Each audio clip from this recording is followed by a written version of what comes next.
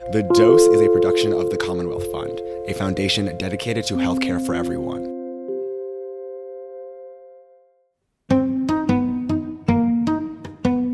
We have a very special mini-series of short conversations for you, recorded live at the Aspen Ideas Festival. I'm here, and to be honest, I kind of can't believe it. This is a gathering of thought leaders and influencers in healthcare that really can't or won't happen anyplace else. And I wanted to bring you along, in a sense, to share my excitement. But also, I wanted to introduce you to a few other professionals with careers devoted to human health. Part of the excitement is these are emerging doers, and what they're doing and how they're doing it in their communities is why they're here. The person in charge of all of this is my first guest on this episode, Lola Adedokin, Executive Director of the Aspen Global Innovators Group at the Aspen Institute, where she leads a portfolio of programs that seek to expand opportunities and access to health and prosperity for people living at the world's margins, including the Healthy Communities Fellowship. Lola, thank you so much for joining me on this conversation, a kickoff to a kind of lightning round of conversations with 3 of this year's Community Health Fellows. It's a pleasure to be here and talk to you today. I'm so excited because you've quickly become one of my favorite people. So I really want to know, how does Aspen identify emerging leaders in community health for this opportunity? And what kind of on-the-ground intel do you have? That's a great question. We identify our leaders through an internal nomination process. So just like in our real lives, we know great people. And so we ask within our network, who are great people that you know who are making change around the world?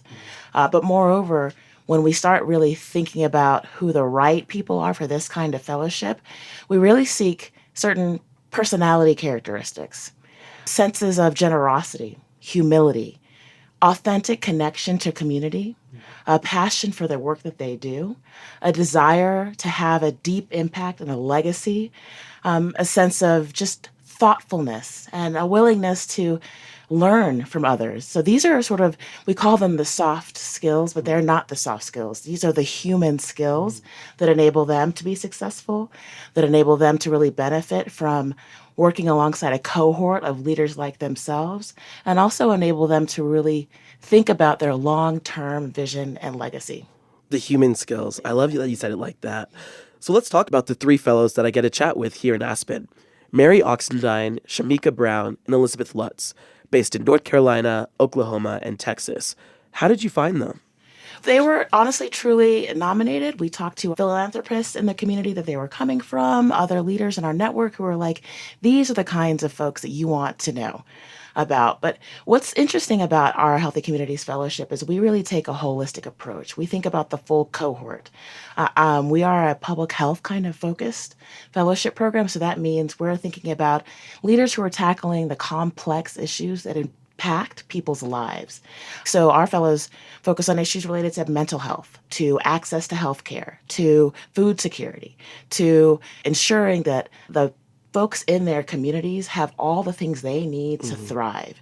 So when we think about the whole cohort, they're touching on lots of different issues, but the leaders you have the privilege of talking to today are really focusing on tackling the needs of immigrant communities, tackling the needs around mental health and mental health services, and really thinking about what the sort of food needs are so that people can really live wholesome, full lives. Absolutely. I love that community-based focus, too, because that's really where change begins, from that grassroots level of sparking change in your community that then ripples out to the rest of the world.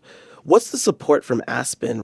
We're here right now to all share ideas, but what is it that you hope happens back home when they go back to those communities? And how's that being connected to the broader Aspen community as a whole?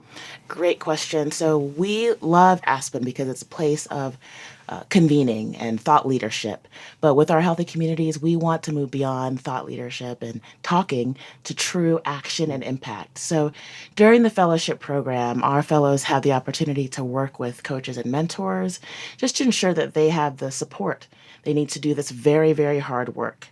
The second contribution that the fellowship makes is really sort of building their communications, narrative, storytelling capacity so that they can be Not only convincing for funders, but so that they can really communicate the added value of their leadership and advocate for the needs of the communities that they're supporting. So they have 12 months to engage, and they engage together as a cohort. It also receive individualized coaching and support. And after that, we really commit to this model of once a fellow, always a fellow. So as they continue their work post the fellowship opportunity, we really work to connect them with other fellows within the Healthy Communities Network, within the broader global Aspen Global Innovators community, and then the even more broad Aspen Institute Network.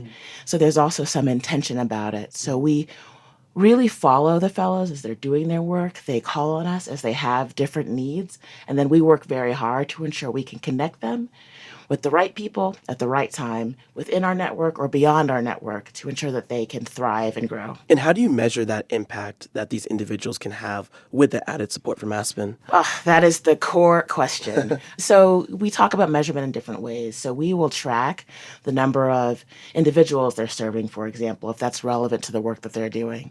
But we really just continue to talk to them. Our open door policy, we will continue to sort of quarterly touch base, see how they're doing, and we'll track what kinds of engagements they've had, which ones we have introduced them to, and which ones they've made happen for themselves. I love it. Well, thank you so much, Lola. It's been a busy week here for you, and we love the collaboration that we're having here in this studio. Thank you for bringing these fellows, and stay tuned for a conversation with the rest of the fellows. Thank you. It's been a privilege. For the second part of this episode, I'm joined by Elizabeth Lutz, Executive Director of the Health Collaborative in San Antonio, Texas, where her work is dedicated to meeting the needs of hidden communities. That means people who have lost access to quality healthcare because of fear, threat, retaliation, or stigma. As the daughter of immigrants, Elizabeth brings a personal understanding to her work of cross-sector coalition building and collaborative partnerships to better inform the investment of public and private resources in the interest of equitable healthcare. Elizabeth, thank you so much for joining me. Thank you for having me. So issues of health equity in Texas often touch on lack of access. Precarious immigration status often makes people reluctant to seek out the care they need. You've been working on this issue in Bexar County, San Antonio, for years. Can you give me a snapshot of how this looks today? So my work, it really comes from the community lens and really supporting families and helping them be comfortable with raising questions and getting more comfortable with accessing care, or maybe even just learning about the resources that they potentially have available to them. You know, it's important to start with a premise of trust and then build on that, really leading people not only into the safe spaces where they can have these conversations, ask questions, learn about the resources, but then also connect to those resources. And then through the connection of those resources, increase the voice of how those resources and those programs or those services are provided for them, where they're provided to them, and how they are provided to them. Yes. And so my work has really been based on really being more inclusive about how we make decisions around community health or public health or systems health, even education or workforce. It's important for us to really understand that the reason why we have a community, the reason why we have resources, the reason why we have the infrastructures that we have is because we are the people that build it. Mm-hmm. And so I think through that same lens, you know, we're doing active work around engaging people around healthcare, around enrollment, around access, but always with the same sense of this is what an application looks like now. This is what the program looks like now. I'm going to have a conversation with you about the benefits of it, but I also want to have a conversation about what do you think we should be doing to improve it? Mm-hmm. That's really the basis of the work that we do. I love that. And I love that you said making people feel comfortable asking questions. My parents are both immigrants from Ghana, West Africa. And I think that's always been a tension for them. Mm-hmm. How do you ask the right questions or feel comfortable even asking questions when you have this inherent power dynamic that's there? Yes. What are the strategies that you've identified to make people feel safe asking for and receiving healthcare? I mean, the basic strategy is using knowledgeable and trusted people, the right cultures, the right faces, the right languages, the right settings. So, you know, the Health Collaborative is a 26-year-old organization. It's been servicing community, Bexar County for that long, but we don't do the work. What we do is that we leverage those right people in communities to have those conversations and to hold the trust.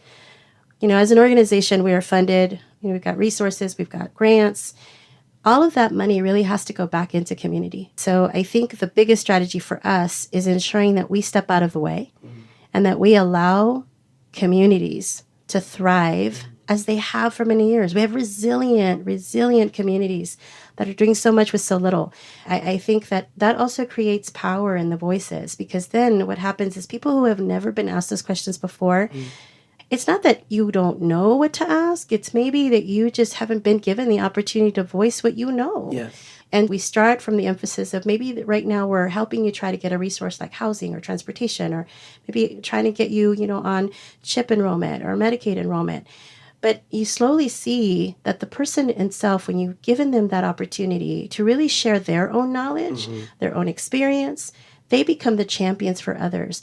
And that same voice can be carried into platforms about policymaking, voting, right? Resources that are coming, elections, even at the local level about city council or homeowners associations, or what's happening right here in my neighborhood. Why don't I have lights? Why don't I have a park? Why don't I have, right? Yes. Oh, I'm getting chills right now. Like, that's such a beautiful answer, because I think all too often we think our role is to jump into community and give the answers when maybe we're not letting the community ask the questions or give the answers that, like you said, they already know. Yeah. When we think about doing our needs assessment now, at least in our community, there's always a scope of do a key informant interview. Oh, let's go talk to the judge. Let's go talk to the mayor. Lay leaders are amazing resources because they are the voices for 10, 15, 20, 30, 60 families that are depending on them for that knowledge power. Oh, I love it. Thank you so much for that. And I know one of your initiatives focuses also on healthcare literacy. To you, what does it mean to build health literacy in the community? Again, I think it starts with conversations. It starts with trust. And we held a conference every year, and we would start with the ABCs of health literacy. We found that there was this very split dynamic between healthcare professional and community. Every one of us has had that person in our lives that's been affected negatively by a health challenge. I remember when my mother got cancer, and I hear the story often. They hear the word cancer. That's all they're going to hear. Yep. They're not going to hear anything else. Mental health. You are bipolar. They get labeled. And health literacy for them is about how do I take that, right? Yeah. So health literacy is not just about receiving information. It's also about understanding information and then having those action steps to move you forward. It starts with just who is there to help me? And the unfortunate part of it is that there are many people, especially our refugee, immigrant, and migrant communities, that don't have that level of support. And even in our healthcare system, sometimes they're forbidden from being able to bring in cultural aspects, right? There's space for us to continue to learn about cultural medicine, right? And so health literacy really encompasses understanding all of that, but having that conversation, that openness to say, what do we do next? Absolutely. What are the tools that can help people find insurance coverage for themselves, their families, especially in cases where English is not the primary language? And as we know, the insurance marketplace is a pretty significant challenge to navigate. I mean, even for people that are native English speakers, so let alone someone that doesn't speak English as their primary language. Yes. What kind of resources are there? Great question. So we happen to be one of the Texas Navigator Fund agencies, and we deployed community health workers in 18 counties. And these community health workers are bilingual. The application process is not easy. It is time intensive. There are many nuances. So in order for us to get people enrolled, I go back to this, it has to be those right people. You have to know who your community is. We've seen a tremendous amount of growth, a change with our enrollment. From year 1 to year 3, the numbers have just exploded because we are removing ourselves, right? We're saying we don't want people to come to our office. We need to be in the center of where communities are. We need to deploy those resources in community. I think another aspect of this is also understanding that we can enroll as many people as we want to. We have to keep people enrolled. And we have to make sure that people know how to use that insurance. Yeah. So our navigator team and our community health worker team is doing so many roles, but you know what? It's necessary. Yeah. It's necessary. Absolutely. Elizabeth, thank you so much for being with me and sharing your insights and expertise. You've devoted nearly 2 decades to continuously implementing creative strategies to enhance healthcare for your communities in San Antonio. And it's been a real privilege to be able to join you in conversation and learn more about it. Thank you. Thank you for the opportunity. We really appreciate it. Absolutely. Thank you. Thank you so much for checking out this first pair of conversations from the Aspen Ideas Festival. We'll be back next week with my interviews of 2 more of this year's Aspen Global Innovators Healthy Communities Fellows. This episode of The Dose was produced by Jody Becker, Mickey Capper, and Naomi Leibowitz. Special thanks to Barry Scholl for editing, Jen Wilson and Rose Wong for art and design, and Paul Frame for web support. Also thanks to the Aspen Ideas Festival for their support. Our theme music is Arizona Moon by Blue Dot Sessions. If you want to check us out online, visit thedose.show. There, you'll be able to learn more about today's episode and explore other resources. That's it for The Dose. I'm Joel Brevel, and thank you for listening.